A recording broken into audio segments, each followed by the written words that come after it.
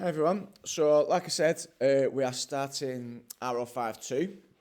So, this is the developing skills module, and we're actually doing it back to front. So, we're actually starting with LO4. The reason being, LO1, 2, and 3 are all very much practical based, and given the situation we're in, obviously we can't do any practical at the minute. So, yeah, we're going to make a start on LO4. So, it's a short PowerPoint just to kind of explain what I want you to do in today's lesson. So, first of all, this is what the assignment involves. So, if you look at a bit where I've circled there, we're going to start on task 3, which is applying practice methods to support improvement in a selecting sports activity. So, basically, what the assignment is saying, we've got a scenario where we're going to give junior performers at a club some feedback and guidance to help them improve.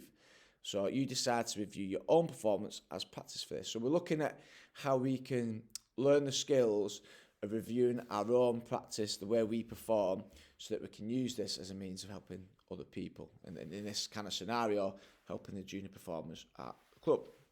So to complete this task, you'll need to review your own performance and suggest realistic ways in which you could support your improvement in a selected sporting activity.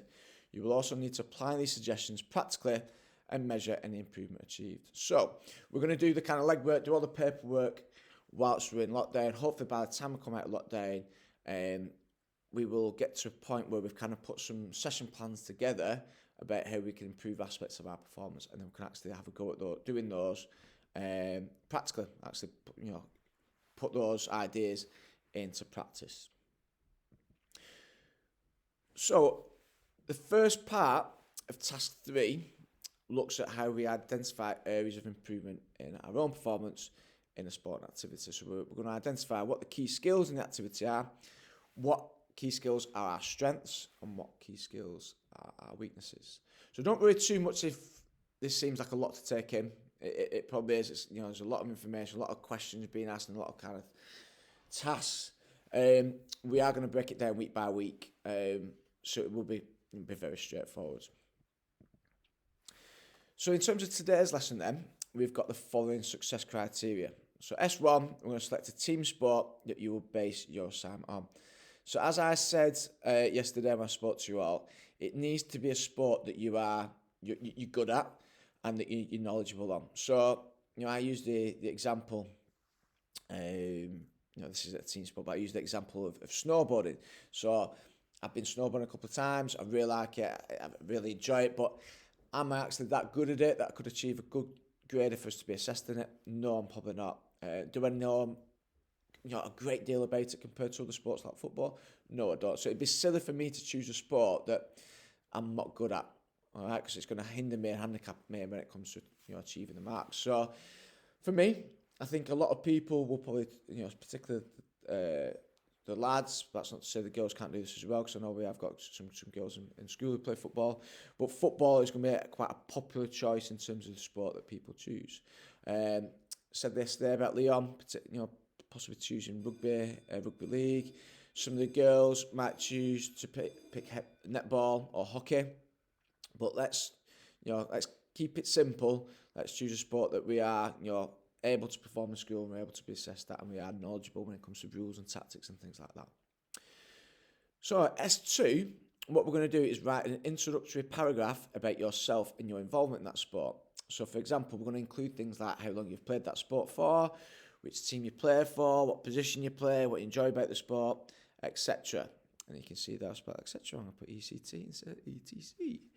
And I will give you an example of what that looks like in a second in the model answer.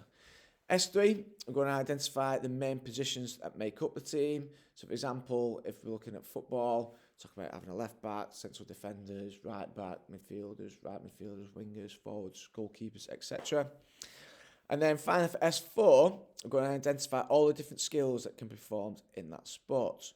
And again, I'll give an example of this in my model answer. So those are the success criteria that you need to achieve in today's lesson. In terms of the model answer then, S1 and S2, so we said we're going to identify what the sport is that we're going to do, and then we're going to talk about my involvement in that sport. So first one, S2, my name is Jerry Parkinson. The sport that I'm most passionate about is dodgeball. So that's my team sport that I'm going to do. So I currently play for the Chorley Crusaders, who compete in the Central Lancashire League. I've been with this team for 10 years, and we've had many successes during my time there. I've been playing dodgeball since the age of 12, having been inspired by the movie Dodgeball. We played the game at school, and I became part of the school team before taking it more seriously and playing outside of school for the Crusaders. I enjoy playing dodgeball because of the adrenaline buzz I get from trying to evade, being hit by my opponents, but also from getting them out. During the game, I take up many different roles, but the one I enjoy the most is that of the catcher. It's a very rewarding role, as making catches results in my opponents being eliminated, but it's also risky because if I go for catch and drop it, I am then eliminated. So you can see there then, I've just given an introduction about that me and that sport. So things that I enjoy about it, how long I've been playing for, who I play for, the reasons I play that sport, just to give the person who's reading the assignment that kind of, that information about, my involvement with that particular sport. In terms of S3 and S4 then, so S3 said we're going to identify different roles or positions that can be taken up in that sport. Dodgeball, there's not a great deal. There's only the catchers, corners, snipers and throws, so that's quite simple.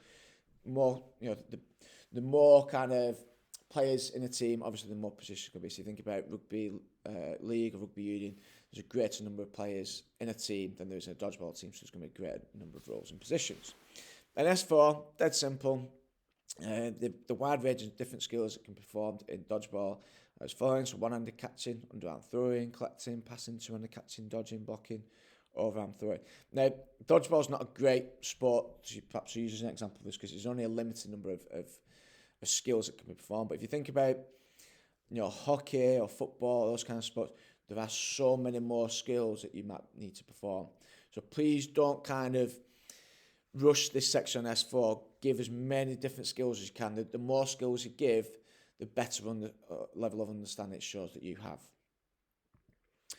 So in terms of the assignment then, what you need to do is, first of all, set up a Word document, type your assignment up according to the success criteria that I've given you. I want you to include a header on your assignment that includes your name and the R052 and LO4. So that's basically when it's printed out, I can identify whose assignment it is and what assignment it is. Okay.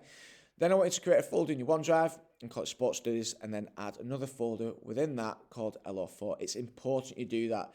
In the past, when we've done sports studies and sports science, people have got assignments all over the shop, and this is going to be a working document you're going to add to this. You need to make sure you can locate it in future lessons.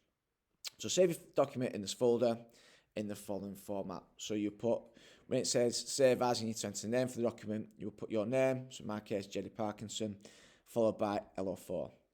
Then you'll upload this file to the assignment I've set on Teams, and then make sure you click on the button that says turn in. If you don't do that, I won't be able to see your assignment, and then I'll take it as though you haven't engaged with the lesson. So please make sure that you type your assignment up, upload it to the assignment that I've set on Teams, and then click on turn in.